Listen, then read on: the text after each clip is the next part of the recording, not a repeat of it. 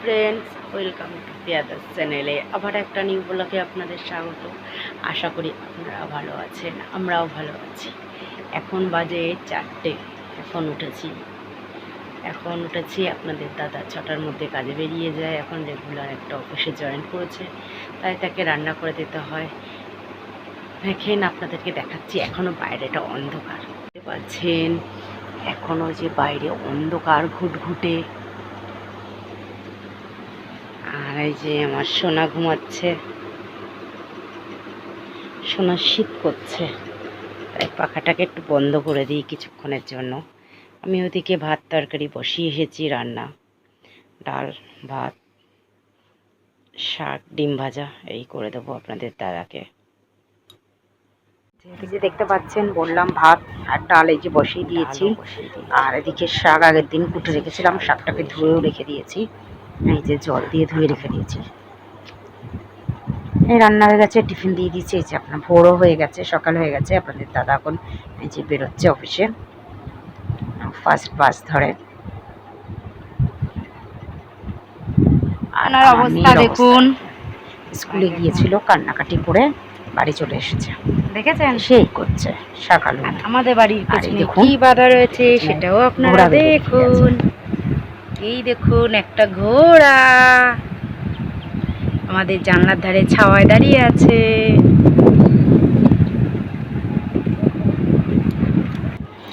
আর এই যে শাশুড়ি মা পুজো দিচ্ছেন। শাশুড়ি মারও শরীর ভালো না।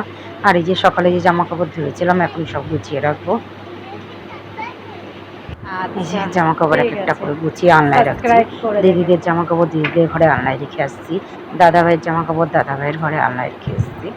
এইভাবে আমি একে একে সব জামা কাপড় গুছিয়ে নিয়েছি। দাও, আমাকে দিয়ে যাও। না বাবা, ঘোড়া শাকালু খায় না। বদমাশ করছে সোনা। ঘোড়া ঘাস খায়।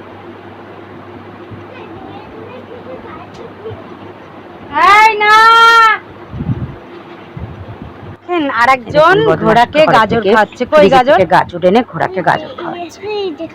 বদমাশ দেখেছেন কেমন? ফেলে দিয়েছো নিচে? খেয়েছে ঘোড়া? না, ওদের না কিছু খাবার আছে। ওদের জন্য ওদের মালিক আনবে খাবার। এইটা কি? এখন স্নানটা করে আসলাম। সোনা ঘরে ঘুমিয়ে পড়েছে, মানে ওর পিসির কাছে মোবাইল দেখতে দেখতে পিসির কাছে শুয়ে রয়েছে। ওকে এনে ঘরে ঠিক করে শোয়াবো।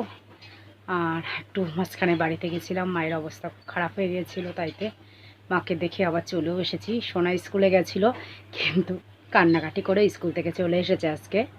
আজকে স্কুল করেনি, কারণ আমি তো নিয়ে যাইনি আজকে স্কুলে, সেই জন্য। চলো বন্ধুরা, আস্তে আস্তে আবার দেখা হচ্ছে। ঘুমিয়ে পড়েছিলাম খাওয়া দাওয়ার পরে। সোনা ঘুমাচ্ছিল সোনার সাথে। আপনাদের দাদা অফিস থেকে বাড়ি চলে এসেছে, এখন স্নান করতে গেছে। ওর সকাল 7টা থেকে বিকেল 5টা অবধি ডিউটি। 6টার মধ্যেও বাড়ি চলে আসে। সোনা উঠে গেছে। সোনা এখন বাইরে বেড়াতে যাবে, তাই বায়না করছে। দাদা সন্ধ্যাবেলায় এসে বললাম, রেডি হয়ে এখন বেরিয়ে গেছে। আর আমি এখন সন্ধ্যাবেলায় পাস্তা টিফিন করব, ঠিক আছে। আর এই যে মেয়ে খেলা করছে, ঠিক আছে। বন্ধুরা, আজকের মতন ব্লগটা এখানেই শেষ করলাম। আবার দেখা হবে একটা নতুন ব্লগে। গুড নাইট, টাটা, বাই বাই।